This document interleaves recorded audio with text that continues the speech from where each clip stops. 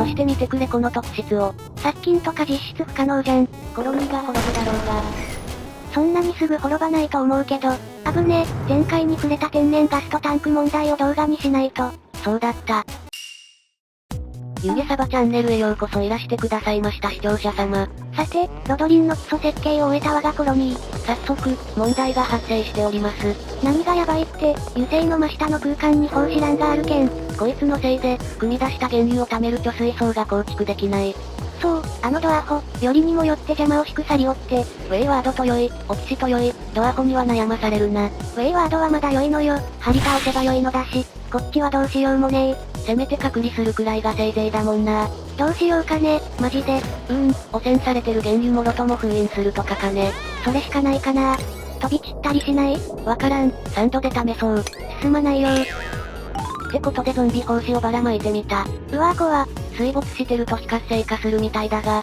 それでも原油を汚染できるのは脅威よ。なんだろうな、こいつの性質。なんか、違う気がする。普通に考えれば原油のトラップだろうけど、原油の扱いに対するマイナスポイントなのかも。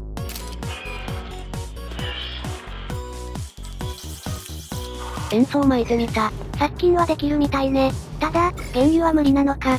そして見てくれこの特質を。殺菌とか実質不可能じゃん。原油を熱で石油化すれば、ほぼ400度を経由するから殺菌可能だが、いよいよ制御装置の立場がないわね。マグマで制御するはずだよな。汚染もお構いなしだもんね。マリサさん少し良いかしら？どうしたの？考えていたのだけど、ぼちぼちセルフパワード、共食い発電を導入すべきじゃないかと。ところがさ、ロドリンでやろうとすると、えらいことになるわけよ。こりゃあひでえや。みんなどうしてんだろうな。それよ。考えたんだけど、酸素を液化したらさ、ポンプ1台で済むんじゃないの？また偉いことを言い出したな。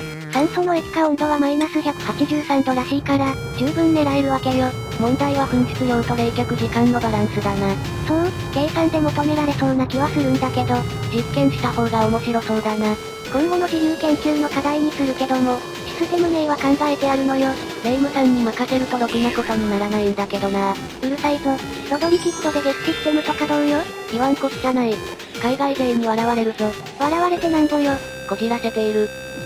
セルフパワードは一旦、放置して、天然ガス間欠泉へのアプローチを模索してみる。ヘドロ掘らずにいけそうかね？アビサライトをガシガシ掘ればいけそう。それは感心しないな。そうなると腐敗菌との戦闘になるわ。スーツを利用可能な経路にはしたんだろ？この動画ではまだだけど、やっておいた。だから被害はほぼ出ないはず。宇宙にポイする配管もできてるし、掘り抜いてどんどん気圧を下げて良いんじゃないかね？そうね。電解装置のあちあち酸素をぶちまけても良いし。いや普通に不圧にしておいて、天然ガス間欠泉を囲ってしまおう。それもそうね。ちなみに蒸気間欠泉へのアプローチも始めてる。順調かな？問題があるとすれば優先度を変更しているので、居住区周りに遅れが出るかも。ちょこちょこ覗いておこうか。そうしましょう。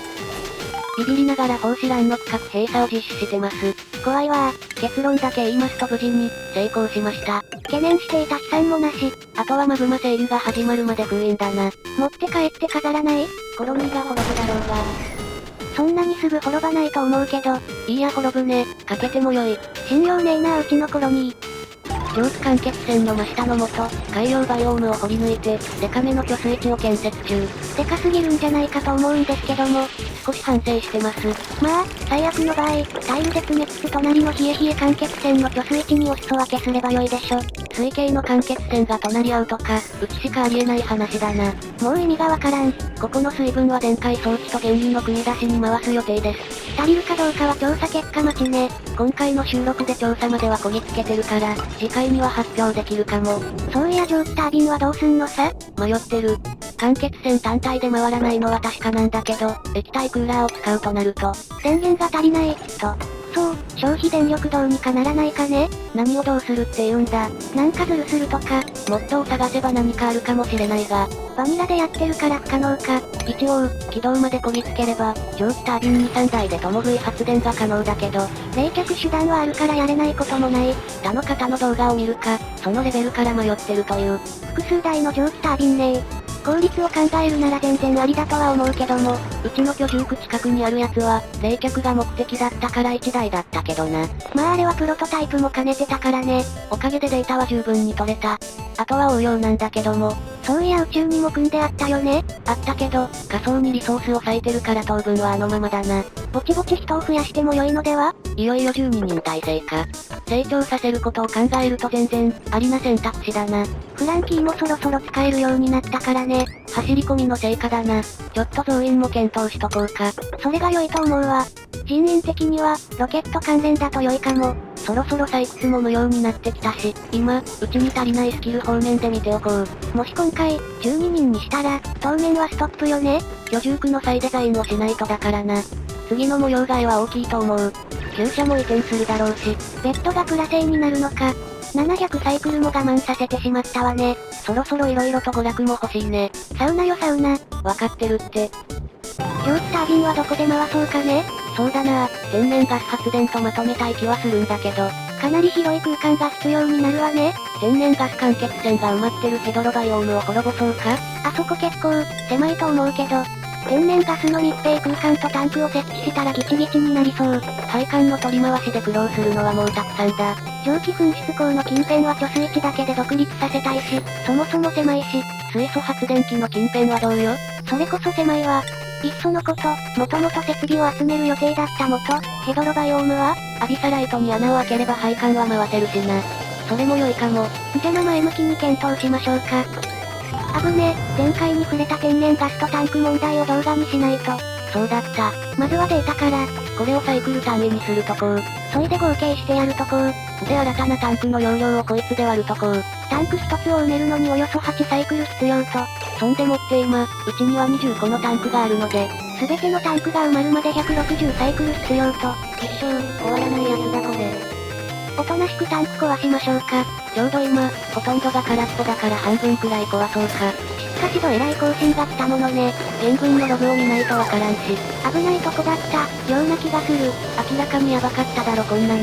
まあ空いたスペースに何か作れるし、前向きに捉えましょう。そうでもないとやってられない。なんか、フィルタリングベントが詰まるんだけど、先日まで元気に動いていた、と思うんだけどな。ベントが閉じてるとその先に流れなくなってた。排気口を壊して無理に動かしたけども。ここで言ってるのは宇宙に捨てる機体を運んでいる配管です。酸素のみ配置してたのですけど、酸素以外が来ると止まっちゃうんだよ。何これ？わからん。そういや自由研究は？今週は作業を進めたかったのでお休みです。この現象なんか良いネタだったろうに。結論が出ないともやって終わるからね。まあ次回以降に予定しておくわ。頼むわ。なんかあのコーナー、癖になってきたし。中毒者を生み出してしまった。一時的な原油の貯水池がほぼ完成です。もう少し、下側も掘り込みますけど、これで組み出し自体は可能になりました。これで塩水の排水が終われば、配管を使い回して原油を組み出せる。が、マグマ整油ね。そう。裏でメモしてデザインしてみてるけど、難航してる。冷却が肝。ってのと、マグマの位置関係ね。火山を開封する気はないので、天然マグマを使うつもりではあるけども。何も決まってないと。まあロドリン用の電源確保が先だし、その辺と並行して進めるけどさ。まあ今回は地味なりに進んだと思いましょう。そうだな。それじゃそろそろ締めましょう。はいよ。ご視聴いただき、誠にありがとうございました。